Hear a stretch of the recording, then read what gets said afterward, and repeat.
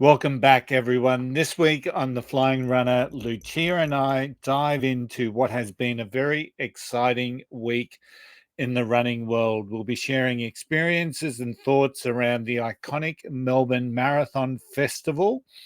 And of course, we're going to look at those exciting results from the Chicago Marathon, including those from Tim and Tara. It's shaping up to be an amazing episode.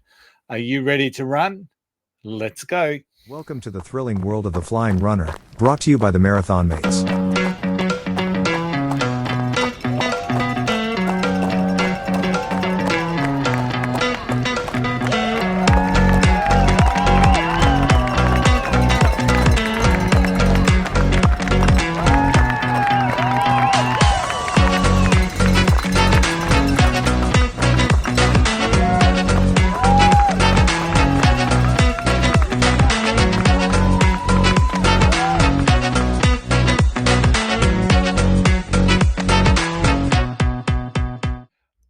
Hey there, everyone. Welcome to episode 68 of the Flying RuNR podcast. It's been a huge week in the running world with both the Chicago and Melbourne marathons making headlines, of course. Later on in the show, we will catch up with Tim and Tara through some of the live reporting that they have done direct to their Facebook page while they've been basically walking around the streets of Chicago. But first, I'm thrilled, as always, to be joined by Lucia. Lucia, you've had quite an eventful weekend yourself. Hello, Tony. It's been quite an interesting one. I literally got back to Sydney about 2 hours ago. I did the half marathon in the Nike Melbourne Marathon Festival, and it's always one of my favourites because you can't beat it. You finish the race of a loop of the G, and that's where I always get my second wind.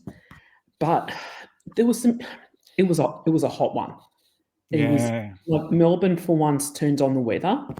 And I thought there were some issues because even though I love the race, I've done it a number of times. I think I've done the half about maybe 3 or 4 times, the 10K a couple of times.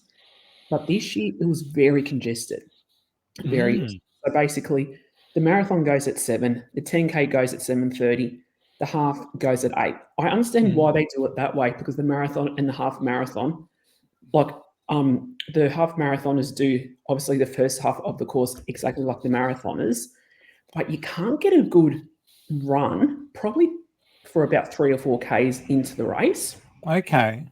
And so basically it starts at Bateman's Avenue, you come up the hill, I should know my streets by now, go down Flinders, left into St Kilda. But when you do that left opposite Flinders Street Station, two parts of it are quite narrow, and they're doing a lot of construction in Melbourne at the moment around there. I'm surprised no one stacked it.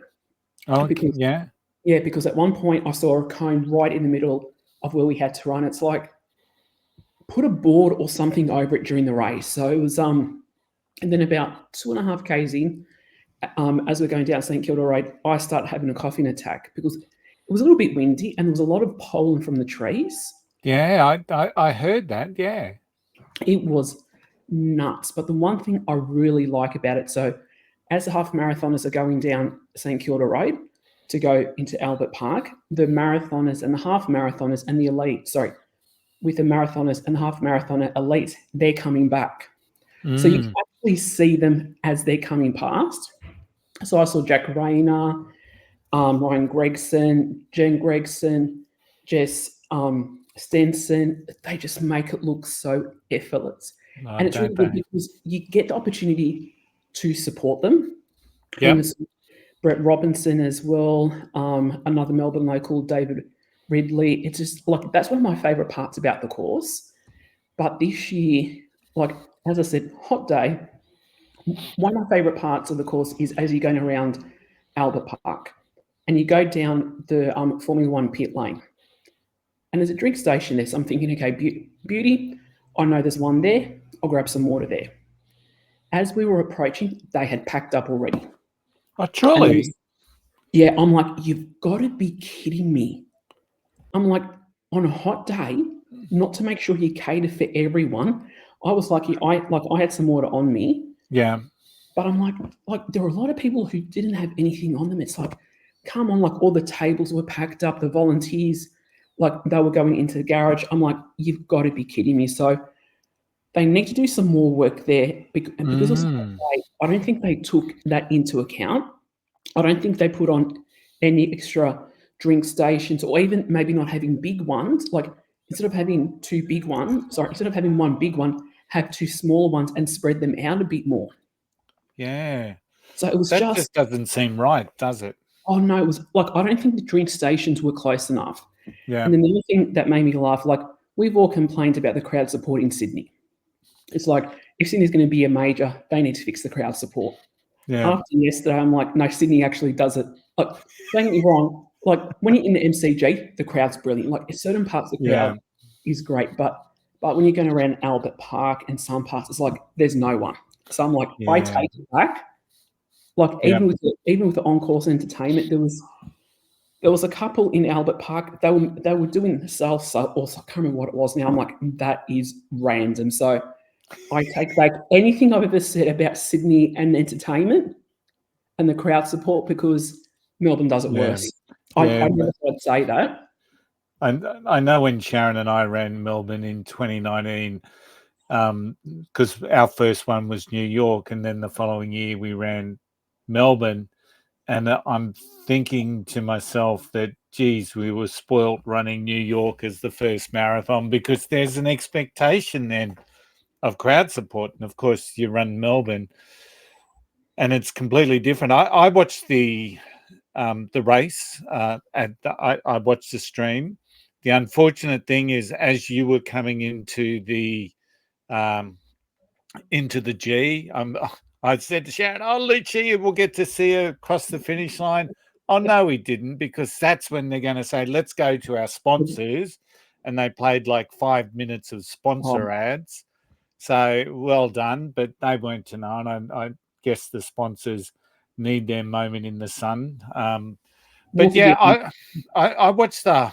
I've got my thoughts around the race and the experiences, because watching it gave me a different perspective to running it, of course, and following the elites. But let's have a quick look at some of the results from yesterday. So the men's marathon was won by Jack RuNR, and it was great to see Jack back running, and it was the first completed marathon that he's had since 2019.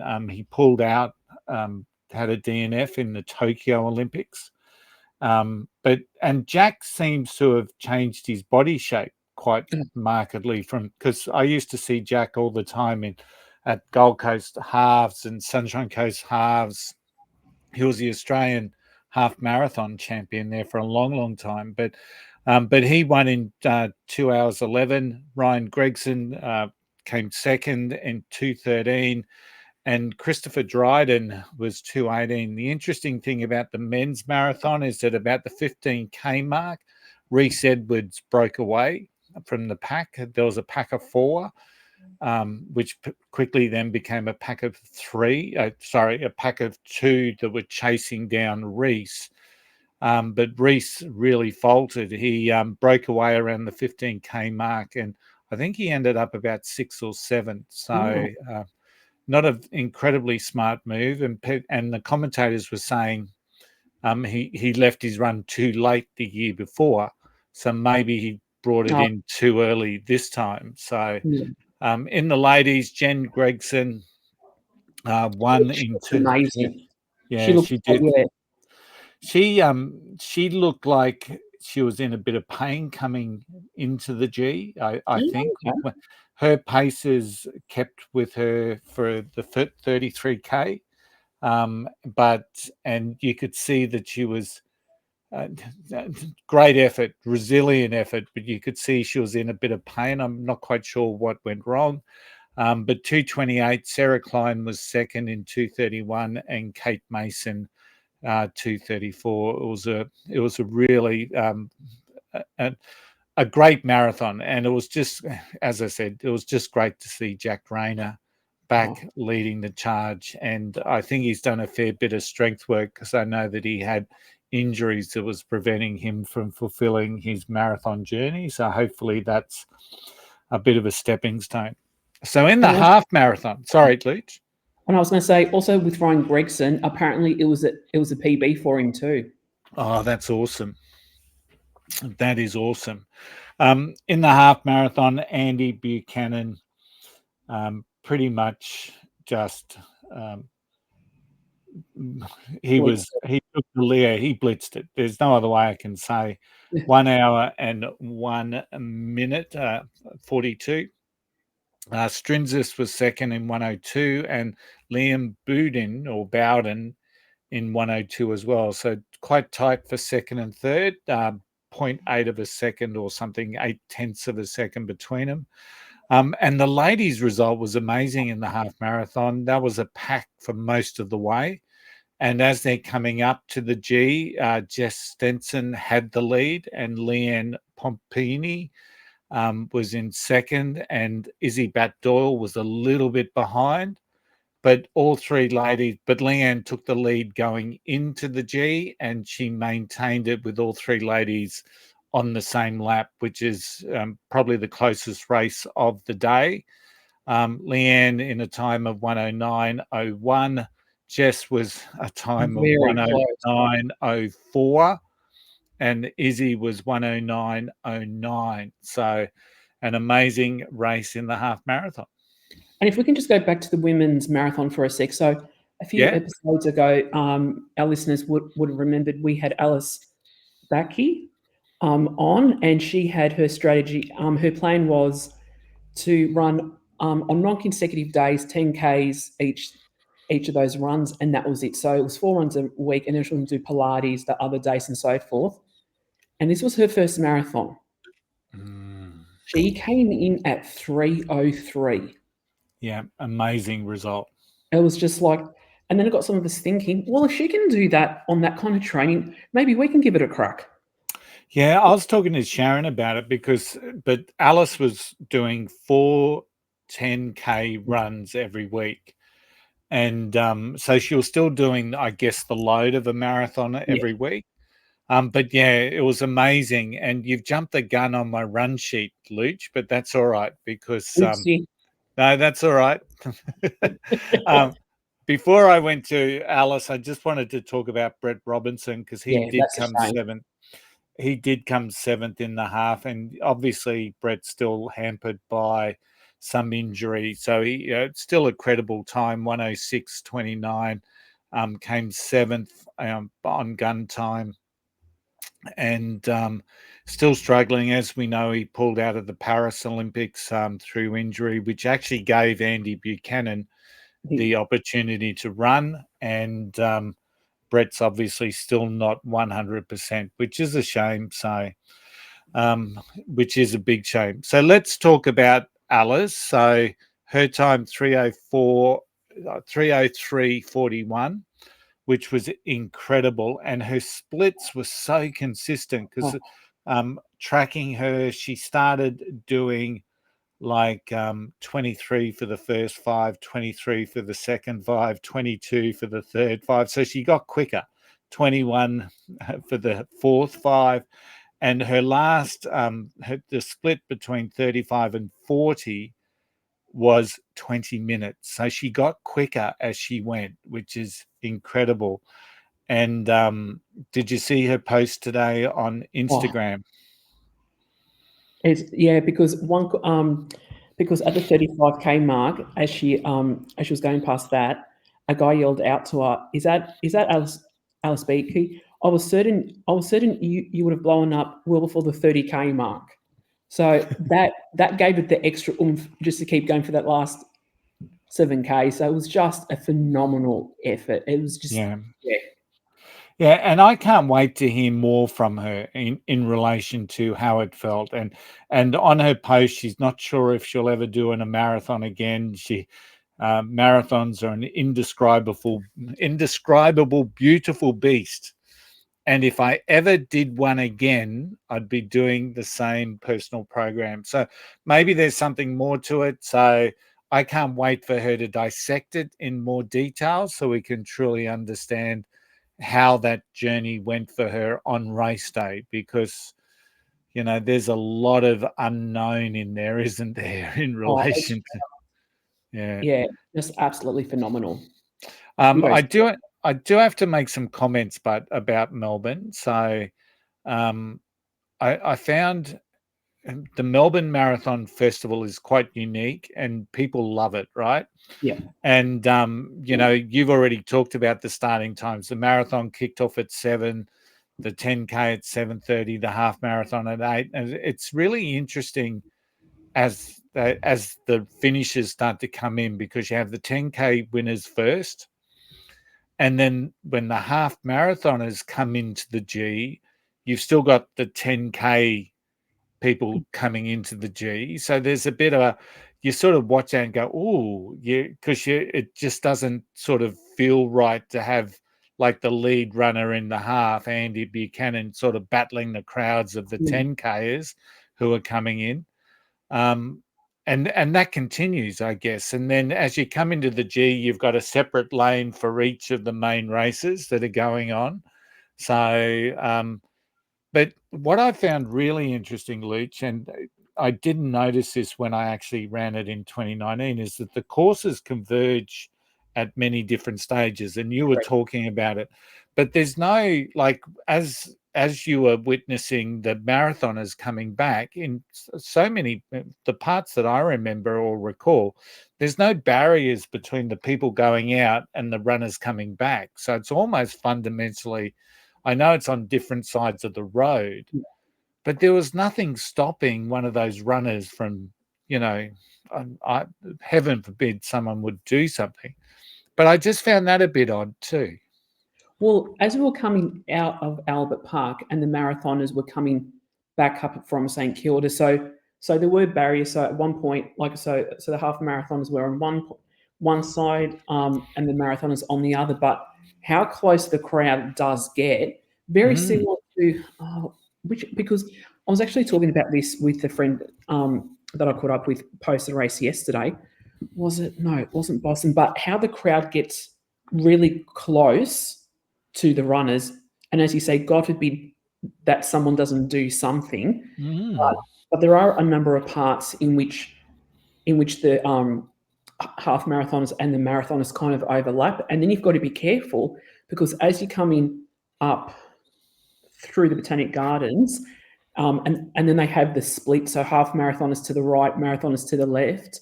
If someone's not paying attention, if a half marathon's not paying attention, thank God they've got a lot of volunteers. A half marathoner at that point has maybe about 3Ks to go. And really, if they aren't careful, if they take and if they go left, they've got an additional 7Ks to go or something like that. It's bizarre how they've got it. Like, there is signage, but really, who's paying attention when you're into the race? Yeah, absolutely. So very, very, I just found it intriguing. And I mean, obviously there is a lot of enjoyment and there's a lot of closeness in relation to the racing, but there were also parts where there is no barriers between the crowd and the runners, and there's just people leaning against like a bridge or something, enjoying their coffee, and you've got elite marathon runners running past them, and you're just going, well, okay. Hey, a big shout out to a couple of other people who ran the Melbourne yesterday. Shout out to Sarah Coltrona, who was back on episode 10. She spoke about her 6-star journey. She had a tough day on the course. So she told me the wheels fell off at the 27K mark. Cited the wind and pollen as one of the challenges that she faces, but it was great to see that she battled hard and completed the run. And our good friend Hayley Pymont from the Indigenous Marathon Foundation, she completed the half marathon in 2:15. So great run there from Hayley. So well done. Hey, let's talk Chicago. What did you think? Where do you start? It's because besides Team Ellis, I had a number of friends do it as well. But I think we've got to talk about the elephant in the room. The women's winner. All right, so let me go through the elite races first. Sorry, I'm too excited. and then we'll, because, so let's talk elite men. Yeah. We've got John Koa, who won in 2:02, right? We've got Muhammad Essa, who was second in 2:04. So that's almost a clear 2-minute gap between first and second. Amos Kipruto, 2:04.50. So a little bit of a challenge there. And then we've just seen Vincent Ngetic, Daniel Ebenyo take out the top 5. But the elite women, let's be honest, this is just incredible. And we'll talk about it for a little bit. So Ruth Chepngai, I think is the way you say it. Chepngetich. I'm not even going to try. So let's paint the framework around this as to why it is so amazing. Back in Berlin 2023, Tigist Assefa broke the ladies marathon in a time of 2:11. Last year in Chicago, Safan Hassan ran 2:13, and they were the best 2 times of all time for women. So this year, Ruth has won in 2:09.56. So she took 2 minutes off the world record and the first lady to get under 2:10. And I was watching the news this morning, and they said it perfect that the reason why this is such a big deal, because this is the equivalent of when our mate Kipchoge did that test and went under 2 hours, because it's never happened before. So it kind of got me thinking: is a female capable of getting closer to the early 2s? Yeah. Because really, if you think about her previous marathons as well, so her first one, Istanbul, back in 2017, that was at 2:22. So she's bringing her times down dramatically. Yeah, last year in Chicago, she ran 2:15. So she's improved 6 minutes in a year. So, just an incredible feat. And there has been, as you normally do, with some suggestions, and we are not suggesting anything here on the podcast, but people are suggesting or hoping that it's not fueled by anything else other than training and potentially a good pair of shoes. But that is, I was blown away when I saw that this morning, 2:09. I'm just thinking that is unbelievable. And just blown away. She beat second place by 8 minutes. Like, how do you do that? Like, that's just incredible. So she would have run by herself. I haven't seen the race. No, it's just like, it's hard to describe, because some people, unless you're into marathons, I think what she achieved yesterday is lost on a lot of people, because I don't think people understand how tough it is for a woman to run that fast and to be the first female ever to run under 2:10. It's just, it's hard to describe. When you consider the best male marathoner in Australia, who holds the record, Brett Robinson, is a 2:08. And the women's world record is now at 2:09. So it's just phenomenal. And I mean, as I'm saying, I really do hope there's nothing else in that it is absolutely just something that we should just be going, my God, that is an amazing. I know when Tim always speaks about Berlin last year with the Cepha at 2:11, and no one would have thought that was going to be broken for a couple of years, but to not just break it, but smash it by 2 minutes. I mean, the one thing that is really clear is that Chicago is a fast course, right? They hold both the men's and the ladies' world records now. So, which kind of surprises me, because I would consider Berlin flatter than Chicago. Yeah. So it does surprise me that Berlin doesn't have the world records anymore. I know. And the interesting thing, you look at the USA athletes, which we all love, but Susanna Sullivan came 7th in a time of 2:21, and Lindsay Flanagan, who I think most people know, I think she's 41 or something, some incredible. She ran 2:23. And when you consider the winner ran 2:09.56, that I'm still just blown away by it. I'm finding it really, really hard to sort of reconcile that she won by 8 minutes. Like, what's That's that? unheard of. That's like, that'd be, what was her average time per kilometre? I haven't got it here, but it'd be, It'd be at least 3Ks, three and a half, I reckon. so unbelievable. Second place was Asefa, Sutumi Asefa, and third place was Irene Cheptai. So Kenya, Ethiopia, Kenya. So they certainly know how to produce marathon runners. Oh, yes. Let's talk Team Ellis. Oh, So couldn't be happier. Could Yeah. not have been happier for them because our listeners will see on the Team Ellis page that they've posted a lot of their trips so far, as they do, but they definitely got redemption for Boston. Like, everything went to plan for them. I think they came in, I think it was about 5:30. yeah, 5:30, 1:13. So Which is just, considering where they were in Boston, yep. and how they've turned it around, and still everything they've done from Boston up until now. So they had the GC double. They only did the half at Sunshine Coast, didn't they, Tony? Yes. Yeah. So they've done a lot, and they still have a lot to do on this trip. So no doubt they would have celebrated throughout the night and probably would have been kicked out of whichever pub they went to. I think they were having a quiet night because there's another pair of people on the travel group that they're with who tried to take their crown at Berlin, and they were really quite nervous because they've got an early start on the Monday to get to Nashville, and so they were saying, "Oh, we're just going to go to bed."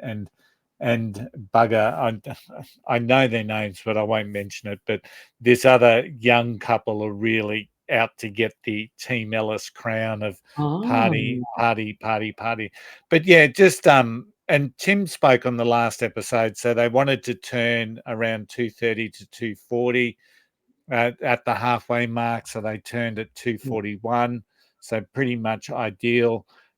He wanted to be 30K at about the 4 hour mark. That was 3:55.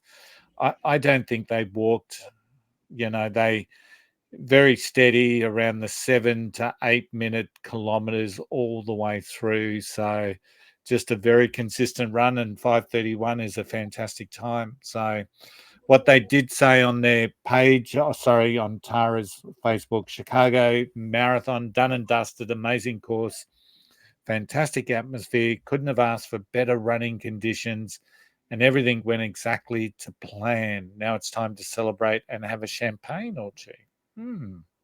So yeah, it's going to be nice.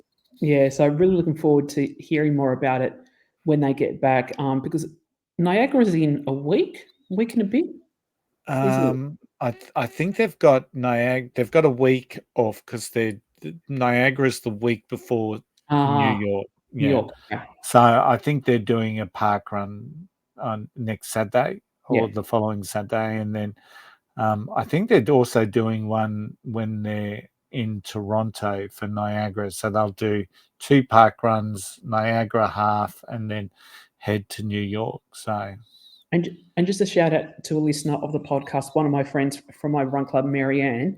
She did it with her sister, and they were both injured, but she just absolutely, I think she came in at about 5:05, but she had an absolute blast, and just the smile on their faces, because unfortunately they were both injured, but they got it done. So big shout out to Marianne. Like, you and your sister did absolutely amazing. And I think one of my favorite photos from Team Ellis is them with a can of beer at the end. I think they've had so many photos of themselves with beer since they left Australia. So it and the can looked pretty interesting too, just quietly different design to last year. So, all right. So before I ask you the big question, Luch, Go for it. in the wheelchair division. Marcel Hug won, and he won in a time of 1:25. And for the first time in a long time, another male wheelchair athlete was on the finishing straight with him. So normally Marcel wins by huge. So maybe they are starting to peg him back. And Catherine de Bruyne won the ladies in 1:36. So a couple of other shout outs. Jen Kellett, 6-star. She ran it in 3:23. She actually went to get her 6-star last year in Chicago when we were there. Had food poisoning, ate some dodgy rice at the carb load, and had to pull out after about 8K, which was absolutely shattering. Could you imagine going all that way to run your 6? But it must have been tough waiting a year, but she's done it. But mind you, Jen has also run Comrades this year, so she kept herself busy. Aisha Razak, she was also one of our previous guests here on the podcast talking about the Indigenous Marathon Foundation. She also achieved her 6-star with a time of 3:41.12, so that's a great time. Aisha. We had another listener to the podcast, Lisa Scully. She ran a 3:57 in Chicago. Hayden Harbard from the 40 Runs community, who the Team Ellis caught up running the Bobble Hat Run. He also ran. So Hayden's on episode 29. He ran a 4:14. So he's a sub-4 runner, but he was pacing someone else. So just congratulations to all the runners who've successfully completed Chicago. Luch, the big question. I know you've seen the photos, and I know you saw the video and what have you around the Chicago 5K. I've got to ask, what did you think of the new design for the bobble hat? I actually quite like it because I actually like the darker color. Personally, I can't believe they actually ran in that bobble hat for the 5K. I would have been too scared of it falling off or something in case it was a little bit windy. But I actually like the darker color because when I did it, and it probably would have been similar color when you and Sharon did it, ours was like a light blue. Like blue, white, and red. Yeah, but I actually quite like it. I'd probably wear this one more than the one that I got. Okay, admittedly, I haven't worn it since Chicago. But I quite like it. Yeah, the interesting thing I saw there was that, and from Tim and Tara's photos of the start line, not many people were wearing their bobble hats this year. Whereas the year that I ran it, just probably 95% of the people were wearing the bobble hat. So I found that interesting. So maybe everyone said, "Oh, geez, this actually does look good," and chose not to wear it. Whereas I actually really like the 5K one from last year because it is quite loud and it is quite unique, and people can obviously, no, obviously know you've run the 5K in Chicago. So at the and of course we've seen the live crosses from Tim and Tara, and for all the listeners there listening to us or tuning in, those live crosses will be added to the end of our episode tonight. So Lucia and I will be closing down pretty soon, so you can get and hear and feel the excitement of what Tim and Tara have been having in Chicago. The only thing I'm a bit disappointed in, we haven't got their closing comments around the actual marathon itself. So I'm surprised. I'm surprised too. I thought they might have done something at the celebratory dinner, but obviously they're having too much fun, so that's okay. But and on the first live, Tara's quite soft and there's a bit of background noise, but the second live is really, really good. But I've had some serious FOMO. Don't get me started. Because I always thought, well, as I've said previously, I want to do another major as my victory lap, and it was either going to be London or New York because those two have got more meaning for me. But Chicago, it's like everyone that I know that did it this year could not praise it enough. Like one of the guys from my run club said, he goes, out of the 7 marathons he's done, this one was the best organized. Yeah. And it's just like the whole city gets into it. And it does have me thinking, do I enter the ballot for next year? Like, do I give it a crack? I probably won't, because otherwise the bank will honestly kill me. But I'm like, do I just do it just to see if I get in? But I just loved it because it's such a fun race. And the bit that still gets me is, yes, I know I've gone on about that incline at the end, but when you get to the top, when you come down, you see the finish line. It's such a spectacular sight. It is a great finish line at Chicago, and it's just everything. Like the first live was, I think they must have been down near the river walk, and I'm just thinking of all those times Sharon and I walked or ran through the river walk last year, and they were talking about, what I found interesting, but was Tim was talking about, and for those listeners that haven't heard the live, I'm sorry, I'll give you a bit of a preempt, but Tim was talking about a lot of the apparel actually only had Chicago 24, yet I've seen so many people photos on social media where it's clearly Chicago Marathon 2024. So I hope Tim went to the right expo. Well, the only ones who can't put marathon everyone but Nike. So Nike's the only one, because they're the official apparel sponsor. They're the only ones that can have Chicago Marathon, because I remember I got a hoodie from Asics at the expo, and it just says Chicago. I think it was just Chicago 26.2 2022, and that's all they can put. So we've got some hats from Asics last year, same again, and Sharon's got a great running shirt she got with Chicago 2024, but also the names of the neighborhoods that they run through on the back. So I found that interesting. But from what I could see, most of the Nike stuff still had Chicago Marathon. So I don't know, maybe. Who knows where Tim went? Yeah, Tim's gone somewhere else. or only saw what he wanted to see or thought he was seeing. I don't know. Was he hallucinating? Was he hungover from the night before?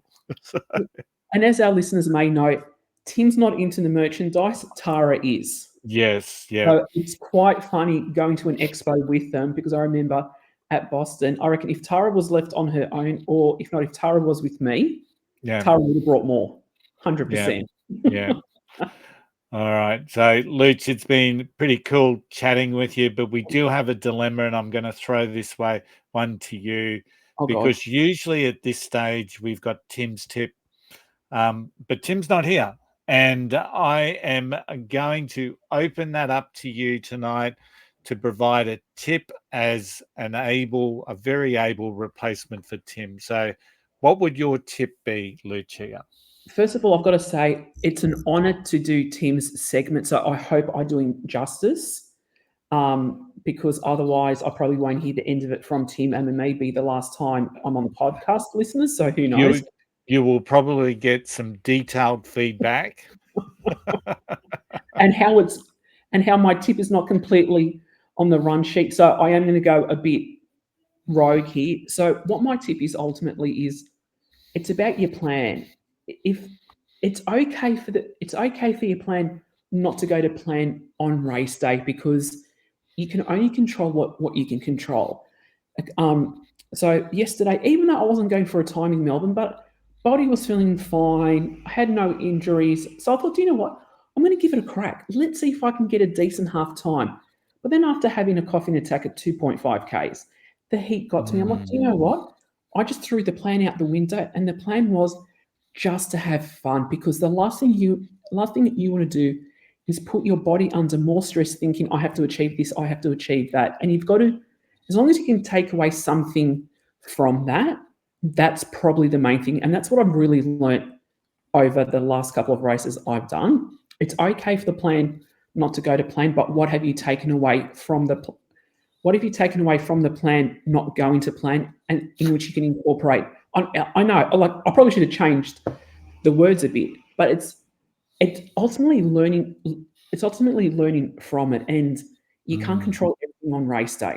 So, and that's what I want our listeners to remember. It's okay for the plan not to go to plan. If it does, fantastic, but you're not going to have a good run every single run, and you've got to learn from it. If you don't learn, that's when you need to reassess your expectations. Yeah. So, yes, ultimately it's okay for things to go wrong. And that's a great tip, because I always remember when we had one of our guests on, and the name just has slipped my mind at the moment, the gentleman from Run the World. Oh, And Travis, and he spoke about London and how it was a horrible run, and he put so much negative energy into it. So he got angry. He threw the medal into a bin and all of that. And that's what happens when the plan is everything and you can't let it go. And, which was disappointing, but he certainly learned from that as well. So, and he shared that story. But you're so right. Plans are a plan. And if it doesn't go to plan, choose another plan. So, and there's always another race. There's always another race in which you can adapt as to what didn't go right last time.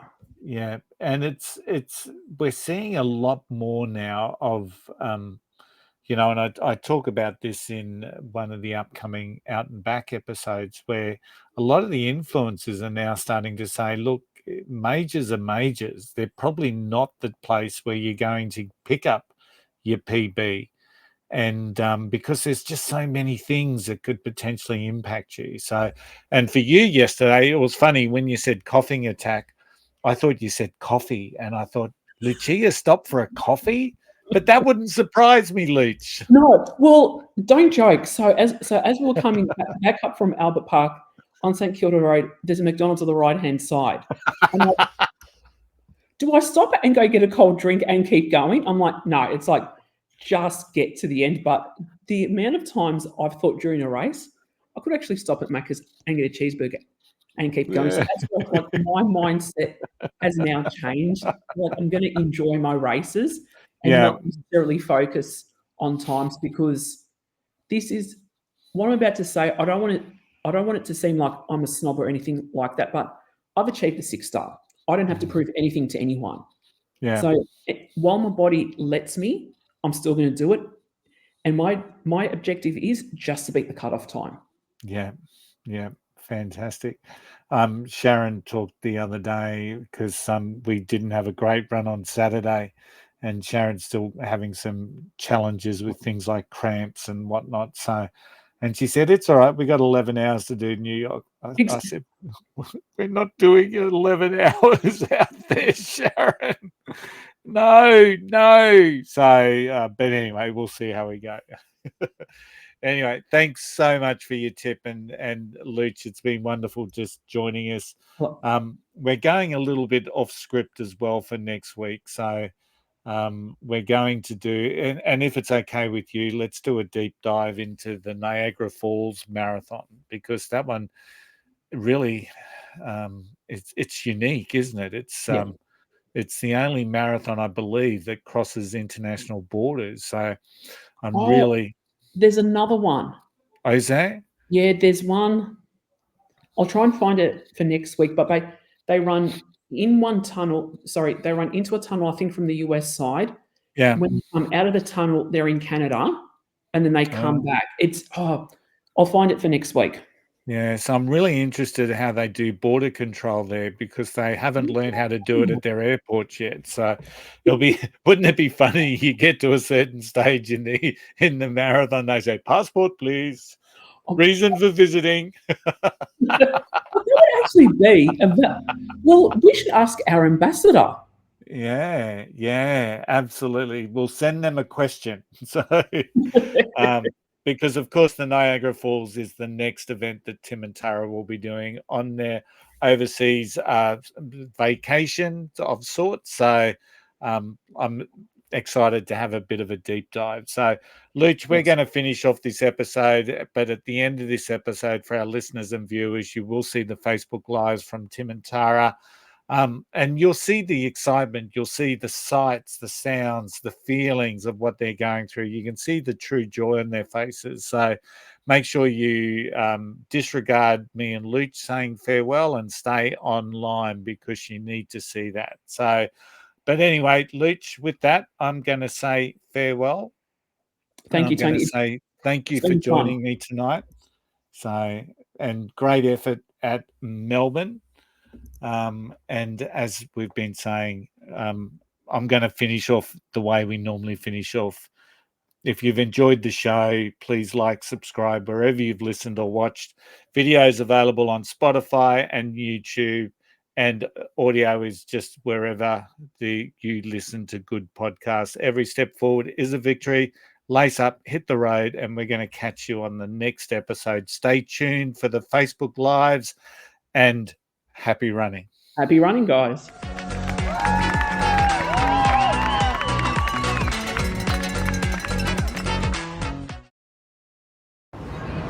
Here we are, we're in Chicago, we've landed. We've had the best part of about 24 hours now in Chicago, and it's been fantastic. As you can see, we've got the old part of Chicago behind us.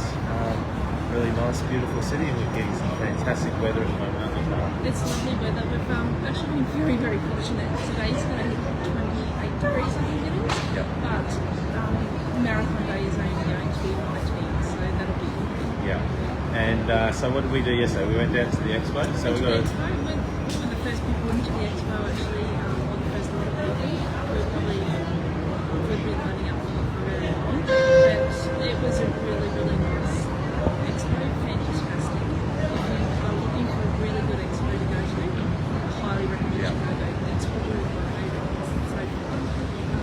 Saw lots of friends. We actually saw Reno and Mary, who we run with her at Centre. They're actually volunteering at the teacher. So that was really cool. Yep. Saw lots of other friends hanging around at the expo as well. I think there's probably more Australians here than there are Americans from what we can find. Yeah.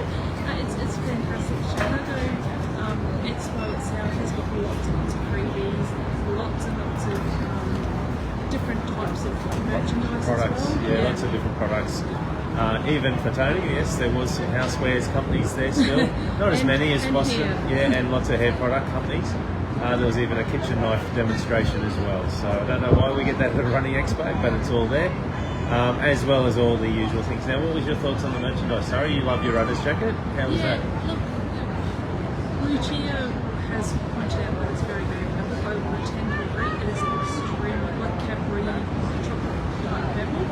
It's probably not my favourite jacket, but the material itself is quite lovely, and I don't mind the design. It's the marathon design. The t-shirt that you get, pack up. Oh my goodness. Packet pickup. Thank you, Jim. Is quite nice. It isn't a finisher shirt. You can purchase a finisher shirt. The finisher shirt actually gets purchased, goes on sale from Sunday afterwards, so we'll have to buy that everything else, there is quite a lot of freebies. The Tim normally gets a hat, but he didn't want to buy this one this year. It wasn't a lot that actually said marathon on any of the merchandise. It just says Chicago. So everything just says Chicago 24. There are a couple of things that say marathon, but most of them are long sleeve shirts, and they're quite thick shirts, nothing that we would wear back home, or t-shirts that I typically wouldn't like running in either. So there wasn't a lot that said Chicago Marathon. Most of it just says Chicago 24, which is obvious that Nike's trying to make sure that they've got a product that they can sell beyond the marathon and sell it in their stores just as a general running shirt that says Chicago. So but we did manage to get out a nice shakeout run this morning. Yeah. So on our shakeout run, we just did 6 Ks or 5 minute something, I can't remember now. But we just did a short shakeout run. If the travel will get through, lovely to see some of our friends that we already know and meet like new friends and listeners we do. But even when we were out running, it was quite nice because we got to see Catherine Hart, who we met at a girl entry on the and we also saw Jen Kellett, who was on our tour. So, it's been on a show before, but she's doing the 6 stars. We've got Lucia who was also on our podcast earlier. She's doing her 6 stars as well. So, second day in, still a bit all over the shop, leaving obviously, but that's not going to happen after now. No, we're all feeling good. So today we're doing an architecture tour along the river, which will be awesome. We're going to have probably a little bit of a quieter day, as Tara says. We just need to lay low a little bit. As we start to head into the weekend, we'll then start to pick it up with the bobble hat run tomorrow and then the marathon on Sunday. So we'll do another post after the bobble hat. We'll do a little update there. But until then, catch you next time. Happy running. Happy running.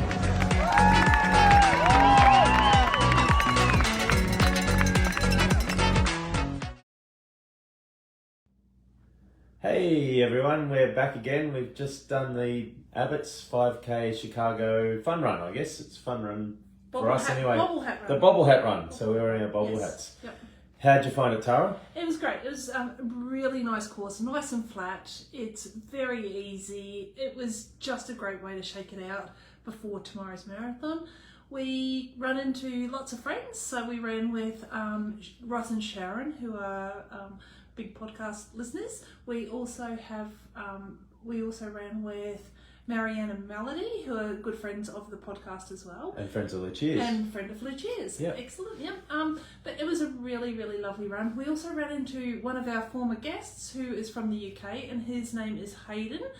So if you haven't had a look at, I can't remember which episode it was, go back, have a look, and look for the one that's with 40 Runs, because he's a big part of that community. So, and he also has an Instagram page called Running with Hayden, so you may see us on his Instagram, because he did live videos while he was running, or not live videos, but he was recording when he was running.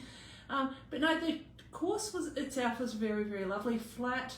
There was a lot of crowd support, like a lot of crowd support. There was 10,000 people that were running the 5K, and we get a very nice little shiny medal. So anyone that is looking at this live on Facebook can see that. We've got a nice little bobble hat. Yeah, they're not too bad, are they, this year? I thought the colours are pretty good. Colours are lovely. Probably not good around State of Origin time back home for the rugby league, but yeah, being blue and white. Unless you're a New South Wales supporter, you do not want to wear this one. But yeah, the weather's fantastic. A little bit cooler today, a little bit windy, so the bobble hats were good. But not everyone was wearing them because it was still pretty warm for most people. Yep. But had an absolute ball of a time. It was fantastic. And I guess that now sets us up for tomorrow's marathon, Tara. So what's the plan for the rest of the day? Look, we're just going to get down, have a bit of a stretch session now. We've had some breakfast, bagel with cream cheese and a coffee.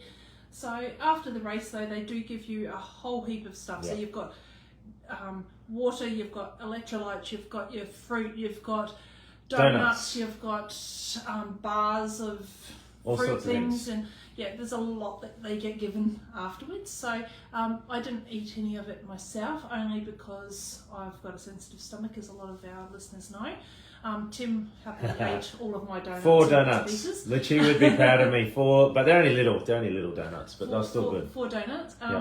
But we stopped and had a bagel and a coffee on the way back. Yep. But yeah, now we're going to stretch, recover. And we're also going to just probably just have a little gentle walk out this afternoon. Nothing too major, because we want to try and conserve the legs for the next day or tomorrow.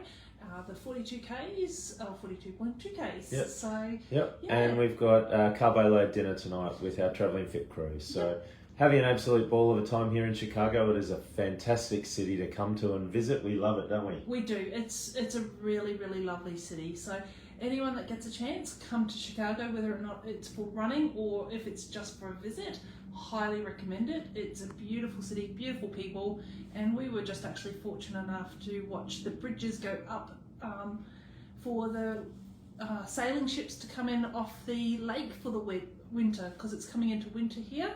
So twice a year the bridges actually get raised, once for the boats to go out and once for the boats to come back in, and we just watched the boats come back in. So that's a twice a year thing, so it's actually quite a special thing that we just witnessed. But yeah, no, it was lovely. So yeah. Yep.